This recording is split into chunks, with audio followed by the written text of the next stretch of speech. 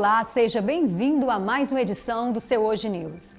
E hoje vamos falar de ginástica cerebral. Você sabia que a ginástica cerebral, além de ajudar na memorização, raciocínio e concentração, ela também pode auxiliar o cérebro atingido pela Covid-19?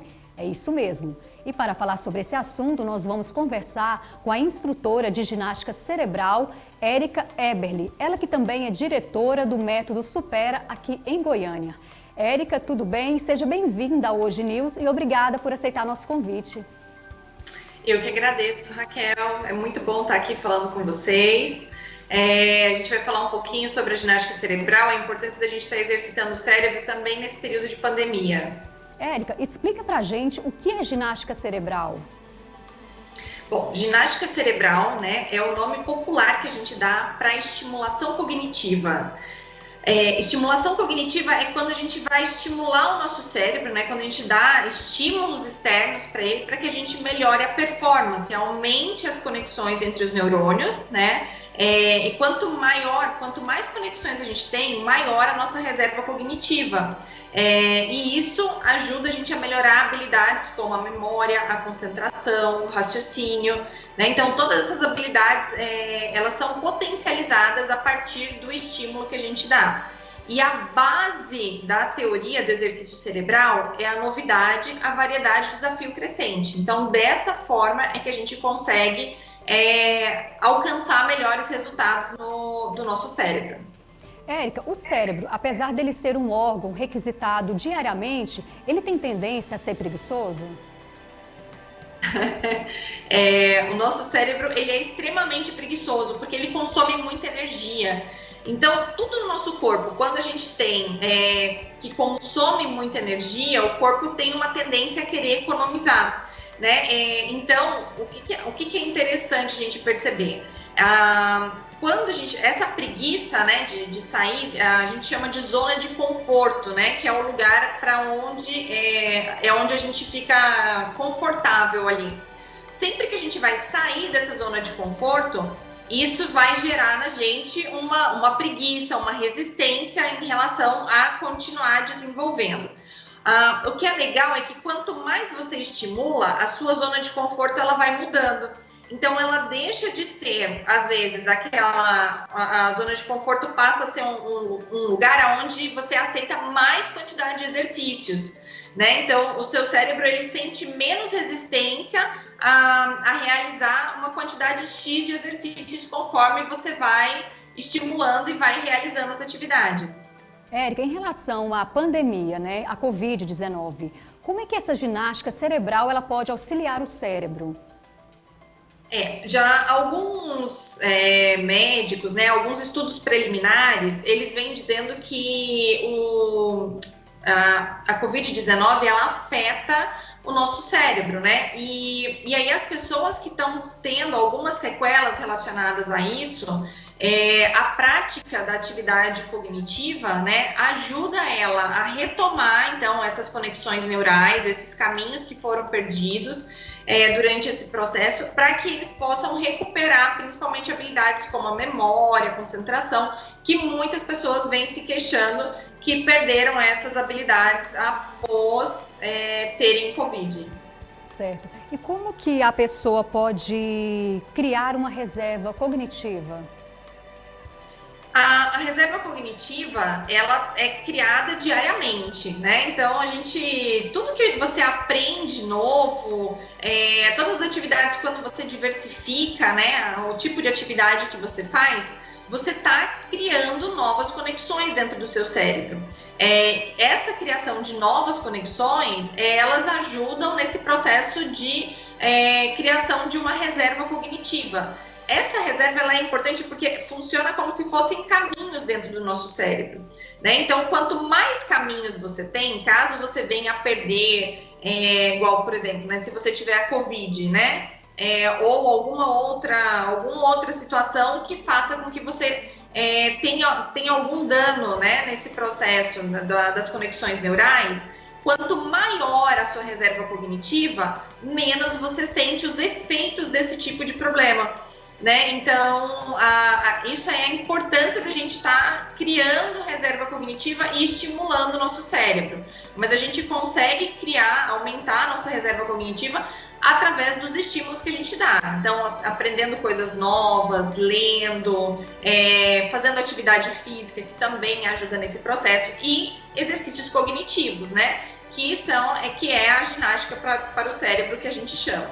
Então, exercitar sempre o cérebro é uma forma de mantê-lo mais jovem, né?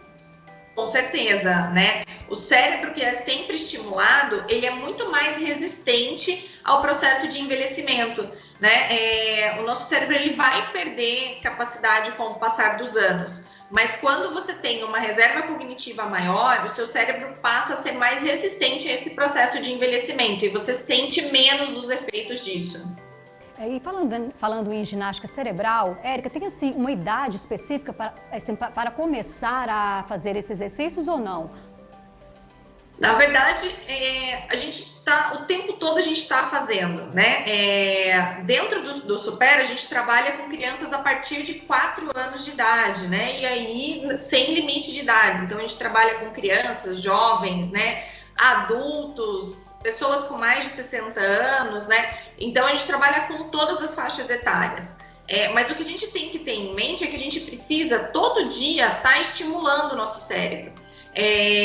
Tentar combater essa preguiça mental. Então, muito além, né, de você começar a fazer um curso que seja voltado para isso, a gente precisa ter essa consciência que no nosso dia a dia a gente precisa combater essa preguiça mental, a gente precisa estar estimulando o nosso cérebro, deixar um pouquinho ali só de mexer no celular, né? Então, ler mais, fazer cursos, tá? Pensando, raciocinando, tentando memorizar números de telefone, né? Isso vai ajudar nesse processo de combate do envelhecimento e aumento da reserva cognitiva.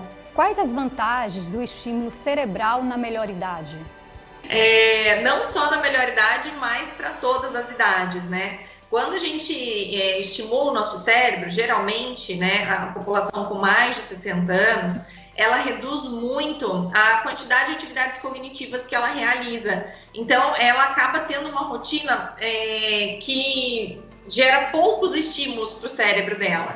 E quando essas pessoas elas retomam esse processo de estimular o cérebro, né, elas começam a sentir menos dificuldade em se concentrar, né? E a concentração ela é extremamente importante para que você tenha uma boa memória.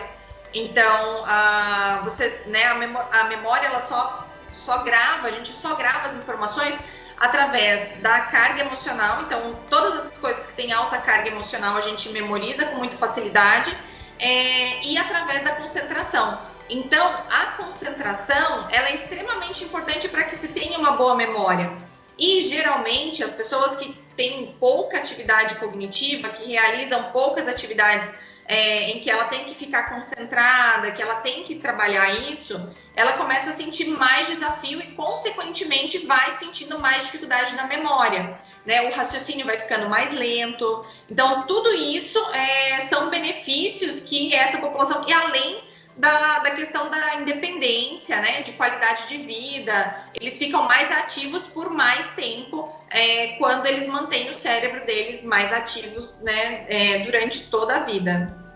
É verdade que nós usamos uma pequena fração do nosso cérebro, em torno de 3 a 10%?